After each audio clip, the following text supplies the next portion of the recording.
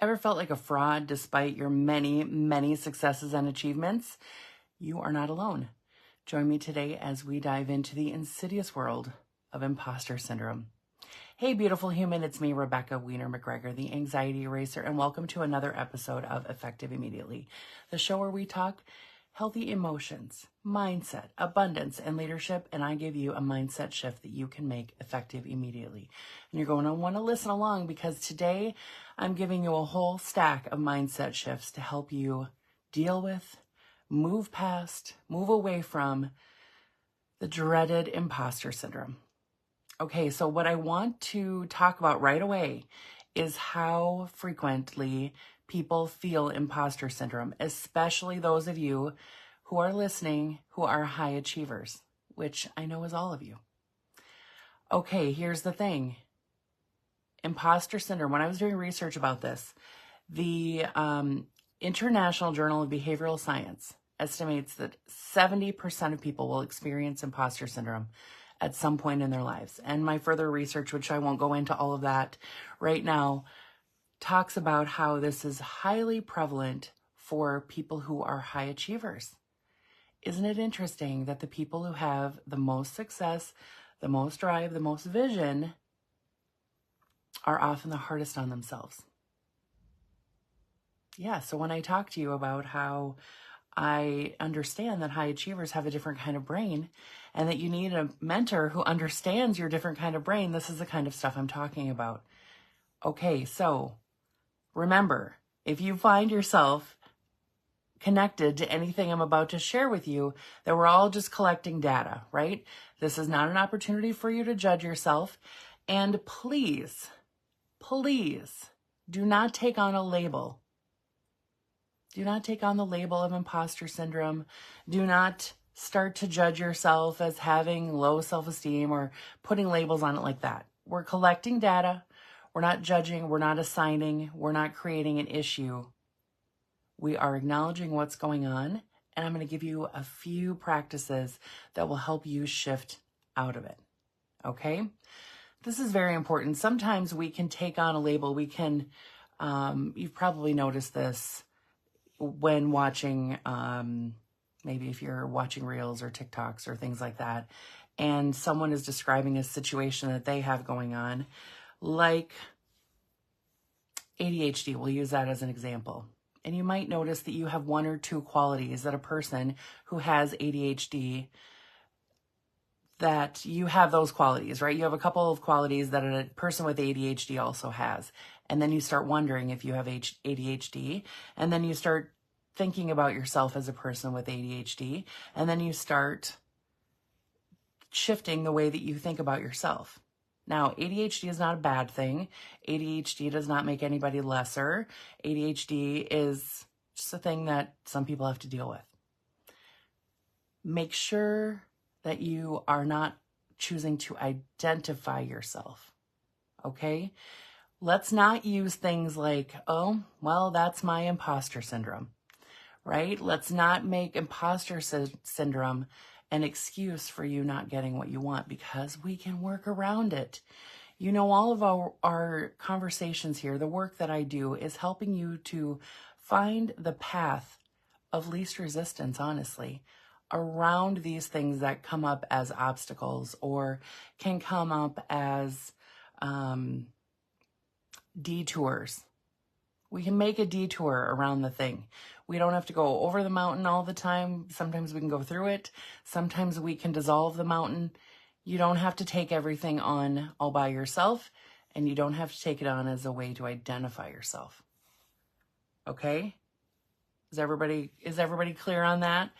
I know you are. I just have dealt with this myself, and so I love to acknowledge it again and again and again, because your brain is always listening. Your subconscious mind is always listening. You cannot turn it off. And the things that you say to yourself or about others, your brain always assumes are completely about you. And whatever we talk about with passion, whatever we talk about with emotion, sticks even harder, digs even deeper. That's why we can start identifying ourselves in negative ways. And as soon as we start to say things like my imposter syndrome, our beautiful brain loves to hold on to our possessions and will hold on to things more tightly. Okay, so let's talk about some of the signs, and we'll call them symptoms of imposter syndrome. And the first one might seem really, really obvious, and that is self-doubt. And this is constantly doubting your abilities and your skills, even though you have evidence of your competence, even though you have evidence of many, many successes, even though you have evidence of many people trusting you to do really hard things. Self-doubt can creep in and make you feel like you're not capable or intelligent enough or as intelligent as others might perceive you to be. Sometimes you will notice this when someone is giving you a compliment about how wonderful and talented you are, and you're not sure if their compliment is real. Do they even know me? Is this about me? And when you can shift to be able to own those things and step out of that, you will reduce the self-doubt. It's like a self-feeding system, right? Okay, another thing is perfectionism. You know, we've talked about perfectionism before on this podcast and on Effective Immediately before. And this is searching and searching and searching for that extremely high standard. Trying to get yourself to this place where there's no hair, there's no thread, there's no tiny little space where some T was not crossed, some I was not dotted. It is an impossible standard, right? So if you're judging yourself against an impossible standard of something being perfect, no wonder you would feel like an imposter, right?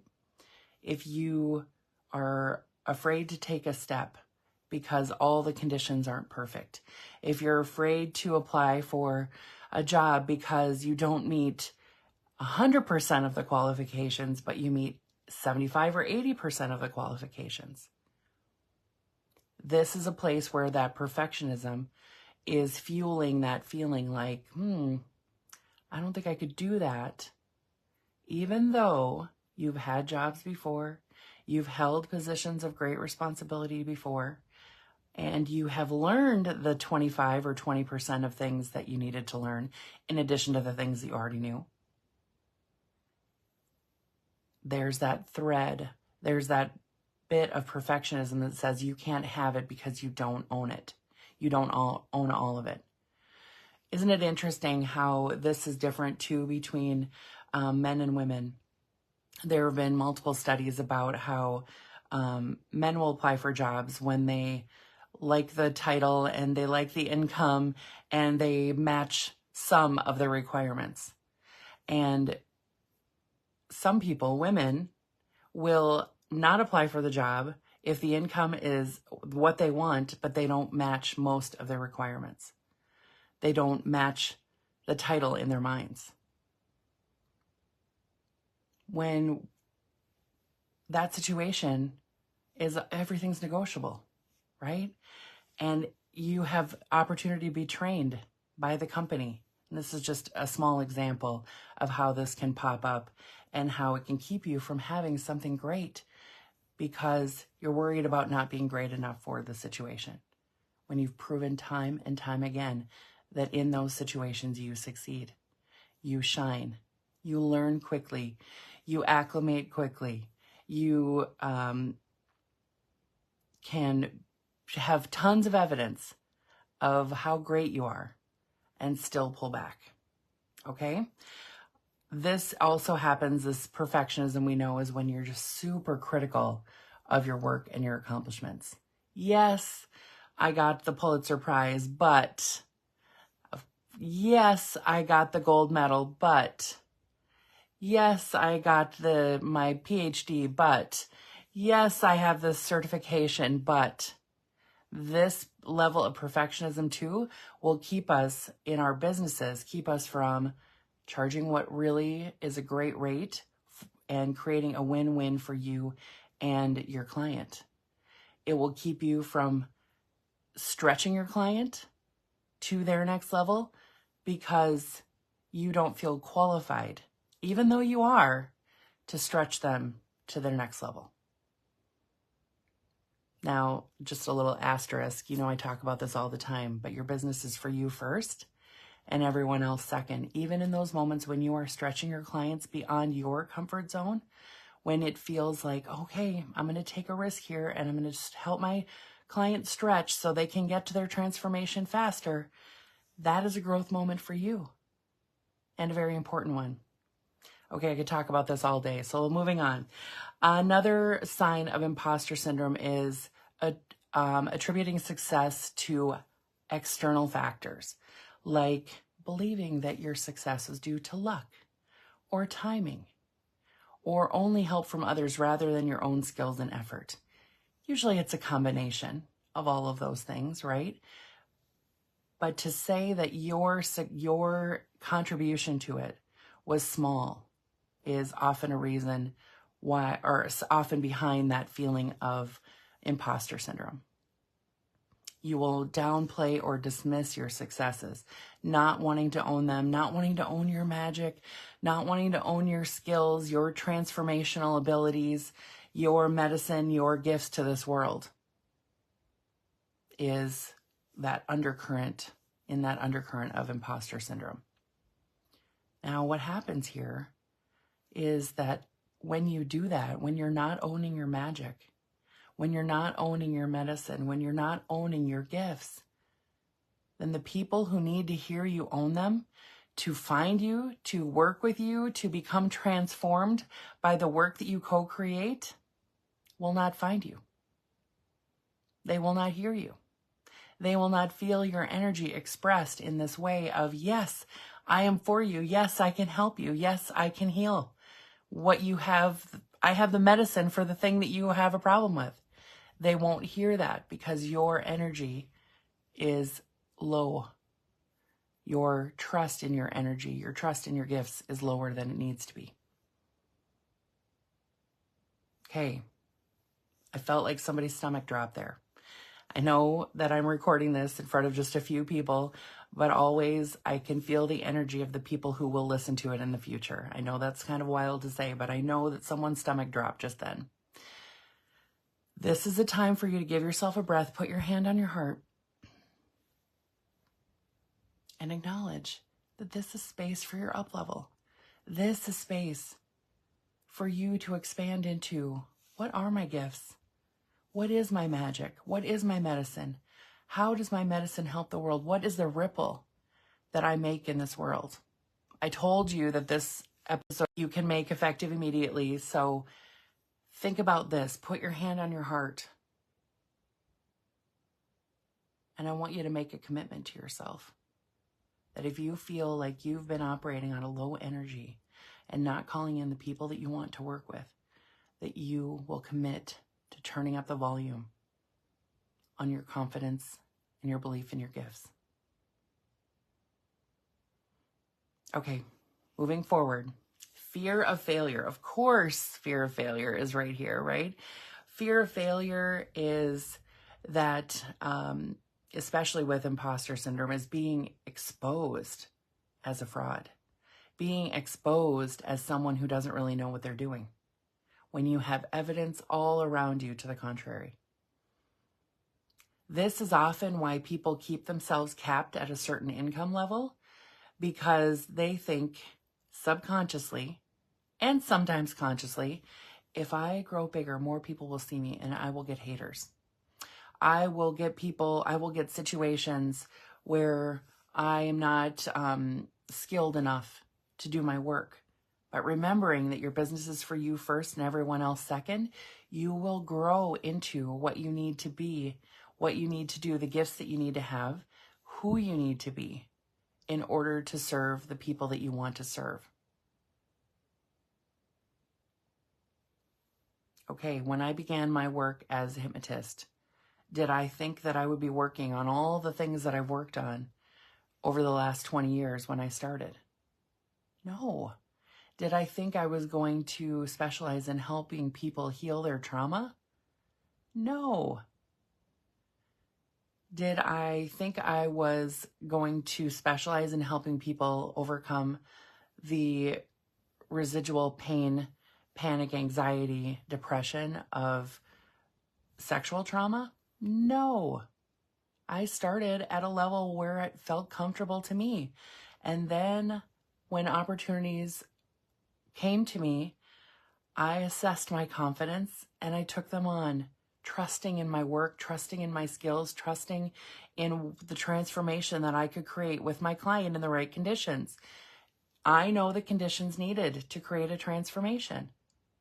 Now, moving forward from that, did I know that helping people release guilt, shame, doubt, and blame from their bodies would help them open up their creativity and make tons more money? No. But I had a spark of creativity that when this situation presented itself to me, that I leaned into it and learned how I could do that, how I could help someone up-level their income by $20,000, $30,000, $40,000, $100,000, etc., by releasing the pain, by releasing past trauma, by releasing that guilt and shame and doubt and blame. If I downplayed my successes, if I downplayed my creativity, if I had this intense fear that I held on to instead of dealing with it, which I had to deal with my stuff, right? I have my own hypnotists, my own coaches, that I wouldn't have taken those things on and grown into the business that I love, working with the amazing people that I love to be with every day, and doing the work that lights me up every single day. And I don't mean one tiny little light bulb. I'm lit up like a Christmas tree when I'm talking about my work and when I'm in it. Those of you who are my clients or have been can attest to this. Okay, overworking. This is another thing that will often come up for people who are dealing with imposter syndrome.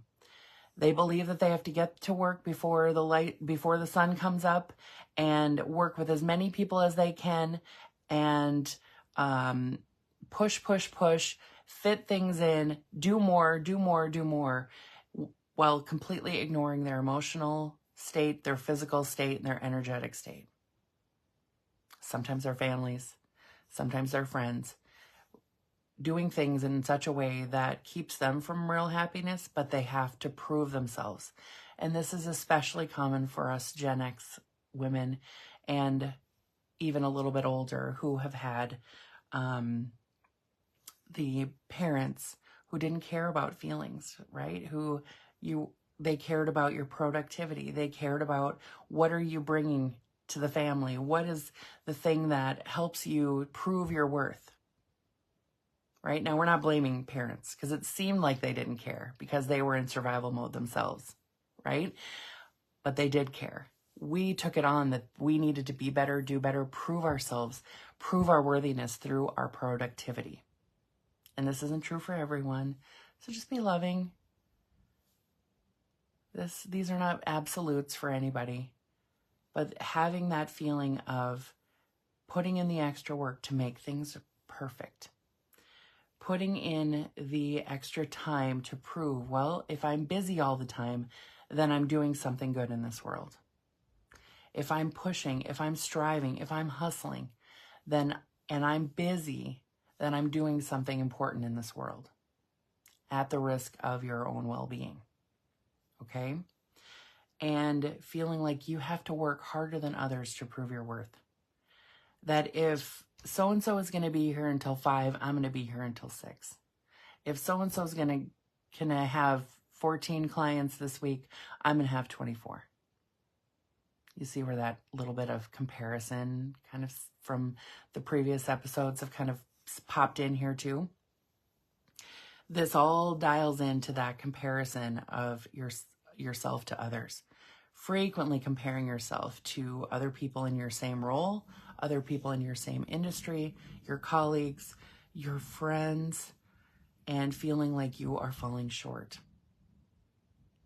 So I want you to be really loving with yourself. If you're noticing threads of you in any of these scenarios, okay? When you're always believing that others are more qualified or more talented or more deserving of success than you are in that space of comparison when you will always stand alone in your gift. And I don't mean that in a negative way. I mean, the way you deliver your gift will always be your special fingerprint. I remember meeting someone at a wedding party, and she said, yeah, I'm really interested in writing my book, but books on this topic have been written. All the books, everything that's been said has been said. And I said to her, nobody has said it the way you can. Nobody has said it with your experience. No one has said it with the way that you would relate to it and say it. People are waiting for you to say it the way you want to say it, the way only you can. And that is true about your work too. No one is going to see it the way you see your work.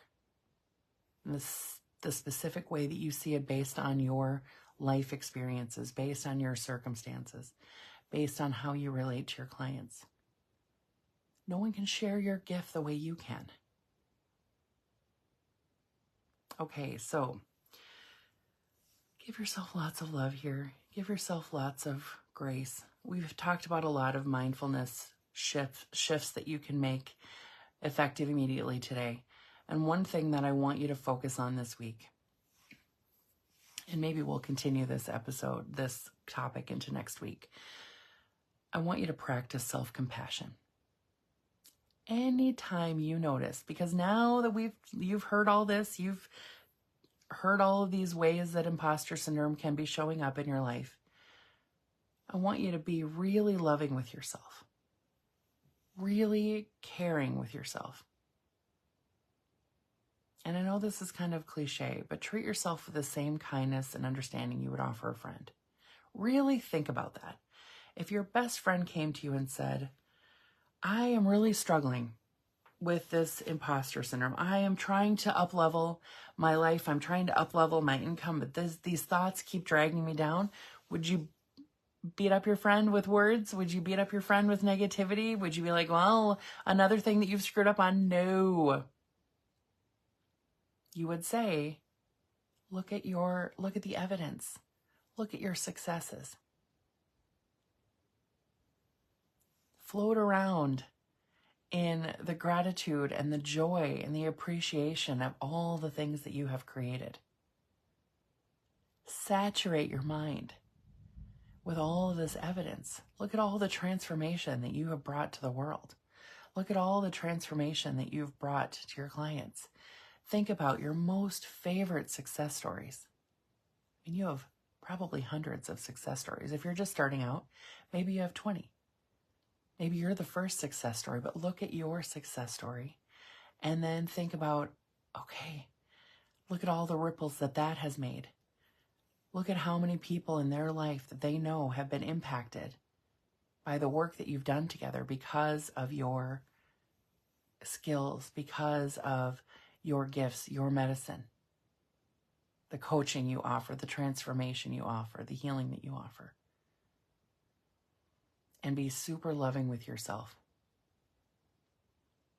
And another thing that I would love for you to do is to use an affirmation or an affirmation and ask it in the form of a question if you want. Repeat statements with passion. I am capable. I am powerful.